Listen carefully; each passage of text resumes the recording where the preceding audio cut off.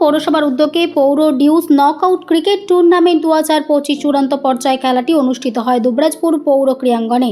এদিন উপস্থিত ছিলেন দুবরাজপুর পৌরসভার পৌর প্রধান পীযূষ পাণ্ডে, উপপৌর প্রধান মির্জা শওকত আলী, বীরভূম জেলা পরিষদের খাদ্য কর্মাধ্যক্ষ অরুণ চক্রবর্তী, দুবরাজপুর পঞ্চায়েত সমিতির সভাপতি বুদ্ধদেব হেমব্রম, জেলা সরকারি আইনজীবী মলয় মুখোপাধ্যায়, দুবরাজপুর পৌরসভার কাউন্সিলরগণ এবং বিশিষ্ট অতিথিগণ।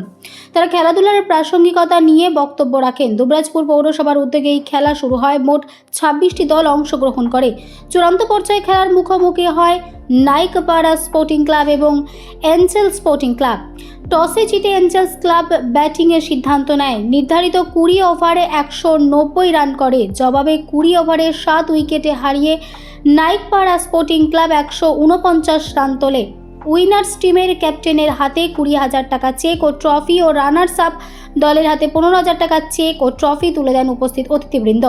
এছাড়া অন্যান্য পুরস্কার দেওয়া হয় উপস্থিত অতিথিবৃন্দ। দুবরাজপুর পৌরসভা পৌর প্রধান পীযূষ পাণ্ডে বলেন, এবার দুবরাজপুর পৌরসভার 50 বছরে পদার্পণ করলো, তাই সারা বছর খেলাধুলোর পাশাপাশি নানা সাংস্কৃতিক অনুষ্ঠানেরও আয়োজন করা হবে।